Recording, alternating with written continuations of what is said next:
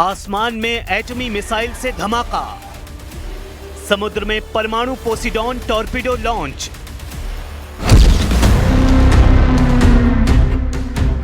बम बारूद से 4 साल से चल रहे युद्ध का सबसे खौफनाक राउंड शुरू हो गया है। पुतिन ने महाविनाश के हथियारों को वॉर जोन में उतार दिया है। बैक टू बैक 2 एटमी धमाके कर पुतिन ने दुश्मनों के डार्क फ्यूचर की गारंटी दी है। यूरोप और अमेरिका अब पुतिन का परमाणु ताप झेल सकते हैं। पुतिन इतने क्रोध में हैं कि वो कुछ देशों को धरती के नक्शे से मिटा सकते हैं।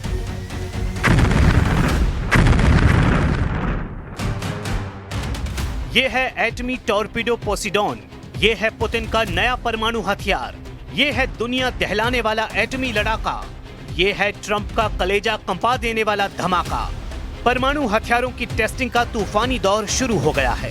पुतिन ने बैक टू बैक डबल धमाका कर प्रेसिडेंट ट्रंप को भड़का दिया है।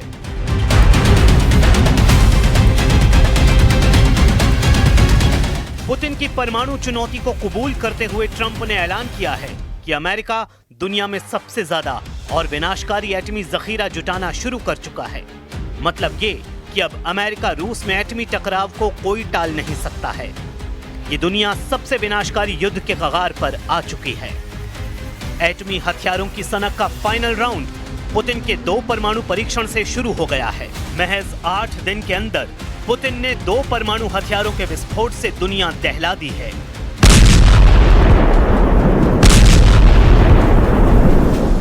अक्टूबर को रूस ने परमाणु पावर से लैस बुरेवेस्तनिक क्रूज मिसाइल का परीक्षण किया। पुतिन की यह मिसाइल लॉन्च पैड से 14,000 किलोमीटर दूर तक एटमी धमाका कर सकती है। पुतिन की एटमी मिसाइल की ताकत का अंदाजा जब तक दुश्मन लगा पाते, 29 अक्टूबर को उन्होंने दूसरा धमाका कर दिया है। रूस ने परमाणु क्षमता से लैस और परमाणु ऊर्जा से चलने वाले अंडर वाटर टॉर्पीडो पोसिडॉन का पावरफुल टेस्ट कर तहलका मचाया है। पुतिन की परमाणु पावर के डबल होने की जानकारी मिलते ही ट्रंप तिलमिला गए हैं। बुसान विजिट के बीच ही उन्होंने ऐलान कर दिया कि अमेरिका के एटमी कारखाने एक्टिव कर दिए गए हैं। ट्रंप ने पुतिन को धमकी दी है कि अमेरिका सबसे ज्यादा और शक्तिशाली परमाणु बमों का गोदाम बनाना शुरू कर रहा है। Seem to all be nuclear testing. Russia? We have more nuclear weapons than anybody. We don't do testing. You know, we've halted it many years ago. But with others doing testing, I think it's appropriate that we do also. Any details around the testing, sir? Like where, when? It'll be announced. You know, we have test sites. It'll be announced.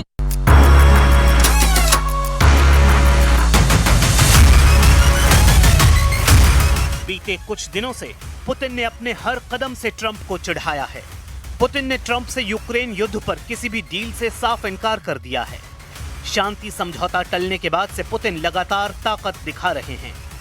रूस के हथियारों की जंगी trailer देखकर Trump का दिमाग बहुत ज्यादा गर्म हो गया है। रूस ने जिस टॉर्पीडो का टेस्ट किया है उसे पुतिन ने दुनिया का सबसे विध्वंसक न्यूक्लियर हथियार बताया है। यहां तक कि रूस की शैतान मिसाइल से भी ज्यादा विनाशकारी है पुतिन की torpedo. But that's not all. You should know, yesterday we conducted another test of another promising system. This is the Poseidon unmanned underwater vehicle, also with a nuclear propulsion system. For the first time, we succeeded not only in launching it from a submarine using its booster motor, but also in igniting the nuclear propulsion system, which the vehicle used for a certain period of time. This is a tremendous success.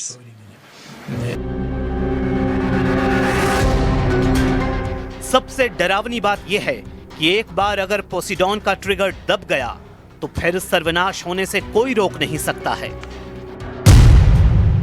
Putin ने जिस परमाणु power से lace torpedo Poseidon का सफल परीक्षण किया है, वो हथियार टॉर्पीडो और अंडर वाटर ड्रोन का बेजोड़ नमूना है।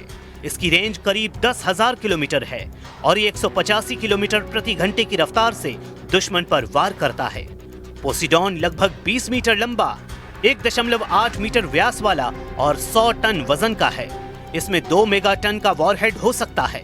इसकी पावर इतनी ज्यादा है कि इसके विस्फोट से रेडियो एक्टिव लहरें बन सकती हैं, जिससे समुद्र किनारे के शहर रहने लायक नहीं बचते। पुतिन ने बताया कि पहली बार यह हथियार पनडुब्बी से लॉन्च किया गया। पुतिन ने दावा किया है कि रूस की सबसे विस्फोटक मिसाइल सरमट SSX-29, जिसे नेटो फोर्स शैतान नाम देती है, उससे भी विनाशकारी है टॉर्पीडो पोसीडॉन।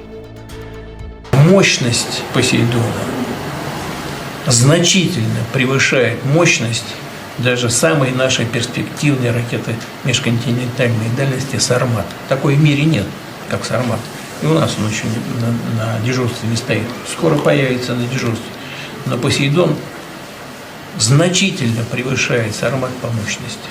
И кроме того, по скоростям и по глубинам движения этого беспилотного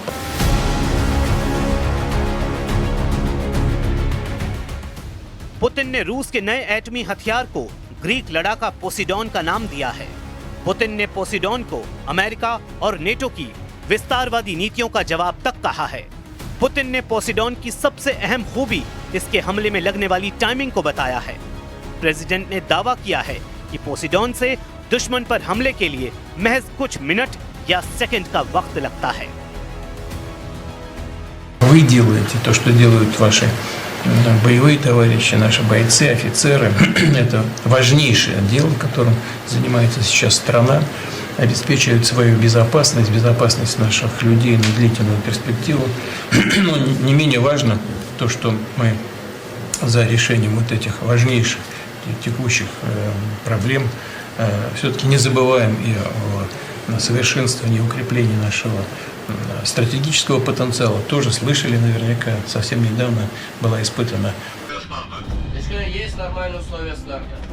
एटमी हमला कई घंटे, दिन और हफ्तों की तैयारियों के बाद ही मुमकिन हो पाते हैं, लेकिन रूस ने अब ऐसा हथियार बना लिया है जिससे पुतिन कुछ सेकंड में दुश्मनों को भस्म कर सकते हैं।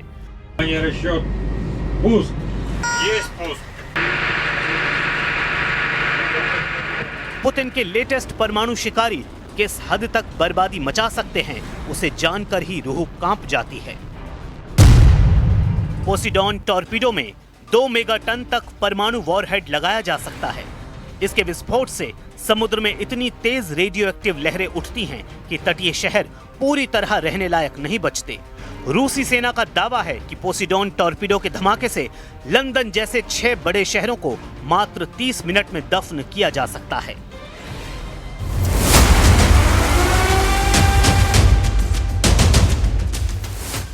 आसमान और समुद्र में परमाणु हथियारों का टेस्ट कर चुके पुतिन अभी रुकने के मूड में नहीं हैं।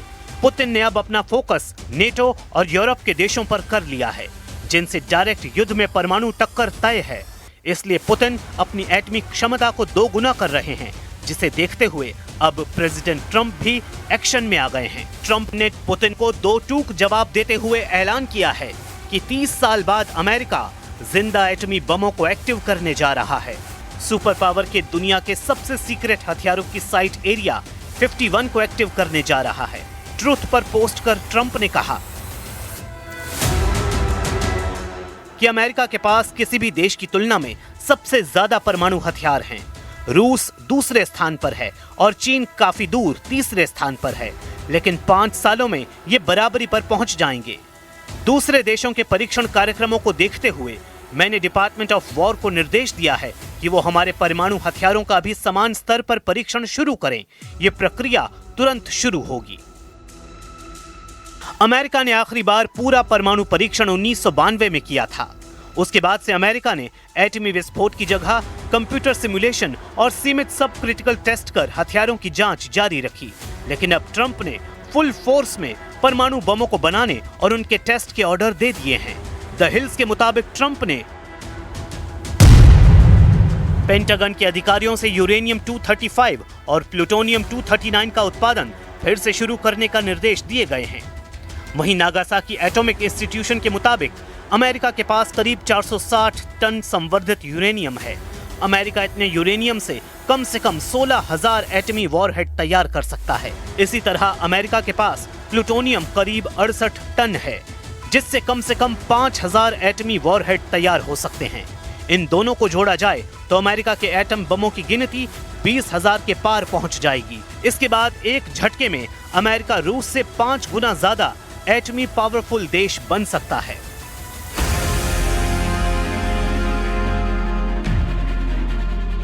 एक एटम बम बनाने में औसतन 25 किलो संवर्धित यूरेनियम की जरूरत होती है। एक्सियोस के मुताबिक पेंटागन की कोशिश जल्द से जल्द यूरेनियम परमाणु हथियार तैयार करने की है, जिससे पुतिन को परमाणु हथियारों की रेस में पीछे छोड़ा जा सके। हालांकि एटमी रेस में प्रेसिडेंट ट्रंप अकेले हैं, जबकि पुतिन के साथ शी जिनपिंग, किम जोंग जैसे ताकतवर सुप्रीम लीडर हैं। किम जोंग उन ने पुतिन की वजह से ट्रंप से मिलना तक मंजूर नहीं किया है। वहीं ट्रंप ने किम से मुलाकात न होने की वजह खुद के बिजी शेड्यूल को बताया है। Did you ever get through to Kim Jong-un about setting up a meeting? Does he have a phone? We never were able to talk because I was so busy, and really this is why we came. I think it would have been maybe disrespectful to the importance of this meeting if we did that. So I'd come back with respect to Kim Jong-un. I'd come back if it was.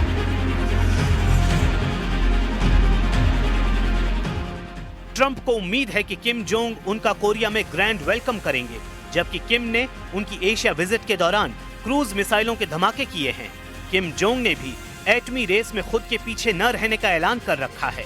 हालांकि किम के लिए सबसे बड़ी मुश्किल uranium का जुगाड़ करना है, क्योंकि परमाणु हथियार बनाने को लेकर एनपीटी का एक और नियम है। इसके तहत परमाणु हथियार के लिए बाहर से कोई भी मुल्क यूरेनियम और प्लूटोनियम नहीं खरीद सकता है। मतलब ये कि अगर किसी को नए सिरे से एटमी हथियार बनाने हैं तो उसके पास खुद का यूरेनियम और प्लूटोनियम होना चाहिए। पश्चिमी मीडिया रिपोर्ट्स के मुताबिक किम के पास फिलहाल 2000 किलोग्राम यूरेनियम है, जिससे ज्यादा से ज्यादा 47 एटम बम बन सकते हैं। लेकिन ये बात तय है कि किम के सारे एटम बम पुतिन के काम आएंगे। किम जोंग उन ने अब तक रूस का हर तरह से युद्ध में साथ दिया है। अगर पुतिन ट्रंप का युद्ध शुरू हुआ तो किम जोंग अपने सारे परमाणु हथियारों को पुतिन के लिए कुर्बान कर सकते हैं। ऐसे में ट्रंप एटमी टकराव की नौबत न आने दें, इसी में दुनिया का भला है, क्योंकि परमाणु युद्ध शुरू हुआ तो फिर धरती का वजूद खतरे में पड़ सकता है।